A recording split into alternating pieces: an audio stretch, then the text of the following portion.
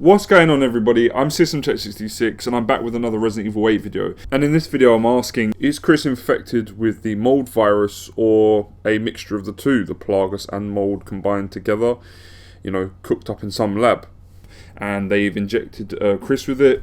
Well, I don't know why I didn't ask this question before and why I didn't pick up on it, but it could be the case. Definitely, he could be infected. Now, if we look back on the history of Resident Evil, we've had Jill Valentine infected by the T-Virus via the Nemesis, you know, infecting her. We've had Leon Kennedy infected with the Plagas virus, or the Plagas parasite, by Sadler and his Los Illuminados group. And we've also had, more recently, Ethan Winters infected with the mold virus by the Baker family. So there's a history of this sort of stuff happening, and happening to protagonists of the series. So to put Chris on the chopping block, so to speak, and have him get infected and start acting weird like he's been doing, you know, killing Mia and just acting shady, that would make a whole lot of sense. And it would be very easy to slip in there, and it would allow Capcom to concentrate solely on the rest of the plot and the story for this game, as well as the horror elements and things like that. And let's not forget, he does say, "I'm sorry, Ethan," before he shoots Mia, meaning that maybe he could be in control of some part of himself, but the rest of himself is not in control. So that, or he's an android. I'm more inclined to go with the, you know, mind control option. So yeah, I mean, all that stuff's quite interesting. You know, he does apologise, he shoots Mia. What reason do they want Mia dead? Who knows? Maybe they shoot her, take a sample of her blood, you know. Maybe it's been years since she gets killed to when Ethan wakes up in the village. Who knows? Maybe the village is one big ass testing ground, you know, that Umbrella are messing around with, and it used to belong to the Spencer family, you know, and the heirs of the Spencer family. So there's so many directions this could go in. It's so kind of off kilter at first when you look at it, when you look at RE8, because it's a little bit more like a Fable type setting and story, and, you know, there's all this kind of occult imagery and occultism and this Fable, you know, Fable kind of storytelling and things like that, and you know, werewolves and witches and all this weird stuff that isn't very Resident Evil, and it's throwing people for a loop, I think, and that's what Capcom are trying to do, you know. It's very interesting. I mean, they've toyed around with ideas about there being two Chris's. I think, what was it, Revelations, the first Revelations was going to have two Chris's, a good one and a bad one. If you go back and watch the early teaser trailer for that game, they have that in the teaser trailer. So it was going to be a very different beast before they changed it and then had, you know, Veltro and that sort of storyline, and the terrorist side of the storyline. But yeah, like originally they were going to have two Chris's, a bad and a good one. So maybe they're running with that in this game, who knows? Could be a number of things. He could still be controlled by, you know, via a virus, and have like an Evelyn type enemy controlling him. Maybe not center stage, because I do think Natalia and Alex Wesker are the main. Well, Alex Wesker obviously took over Natalia's body. I think that Alex Wesker is the main villain of the piece, but Chris could be like the henchman, you know, the side villains. Or it might not be Alex Wesker. Who knows? Maybe it's someone completely different. My money's on it's Alex Wesker. One of the witches is Alex Wesker, you know, and maybe she's controlling Chris. Who knows? Maybe she's like a Sadler type villain. I don't know, but like I said, it's interesting. That's what's so good about the Resident Evil 8 trailers, and the game itself at the moment, at least from what we've seen, is it's intriguing and it's mysterious, just like Resident Evil used to be.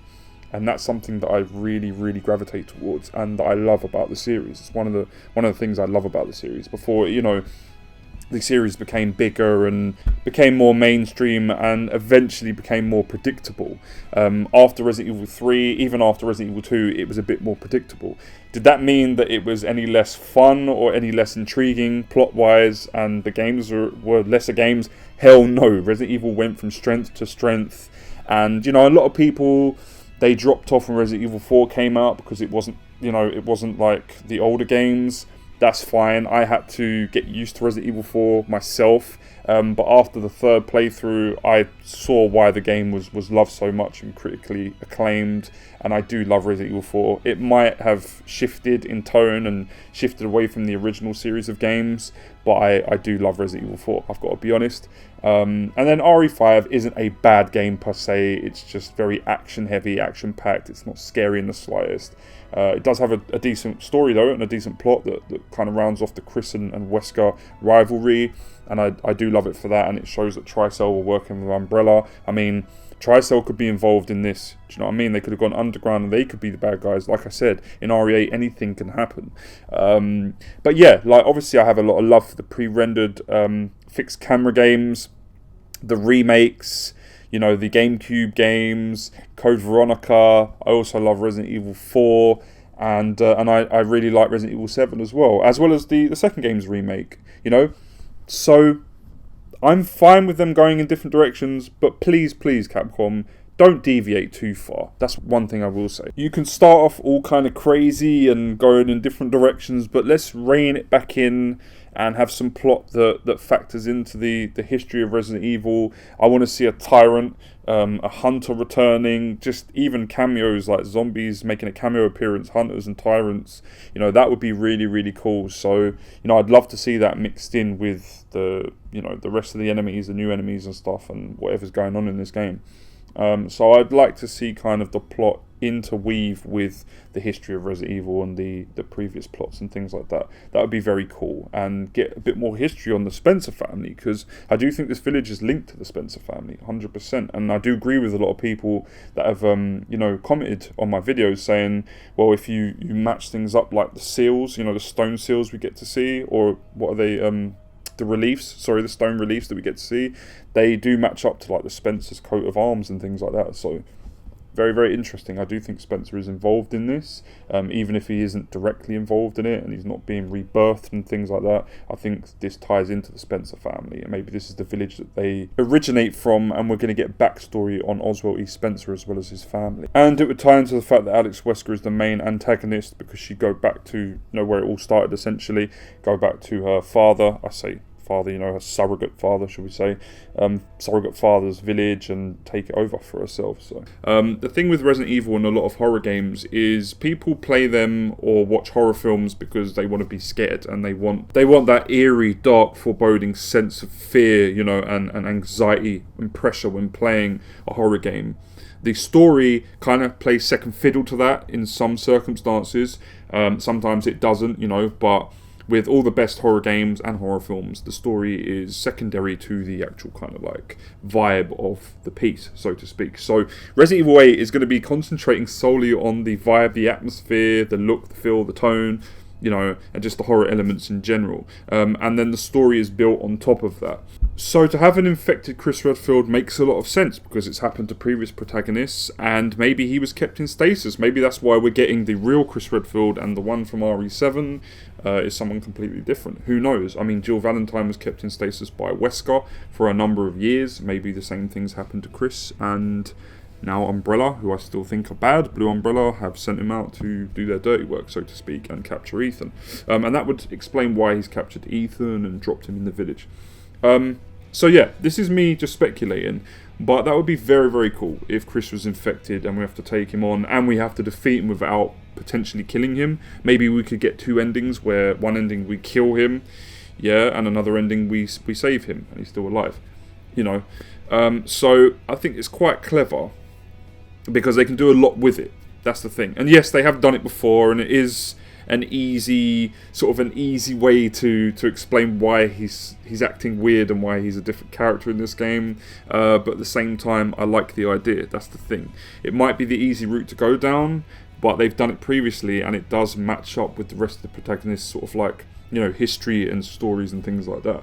And much like Leon Kennedy, he could be, you know, being mind controlled, so to speak, and all that sort of stuff. So yeah, I like that idea. Also, one thing to note, like I said, if I mentioned it previously, I might not have, but he looks a lot more paler in the trailer. Maybe that's just, you know, he hasn't got a suntan. He hasn't been around a lot of sun. But the Bakers, if you look at the Bakers when they're infected, they look a lot paler to what they used to look like, you know, where they've got a little bit of a tan and stuff on the skin. Jill's a lot more pastier in RE5. And I think that could be a little hint that Chris is indeed infected. Or, you know, he has ulterior motives and he's not infected, and he's doing this because there's reasons.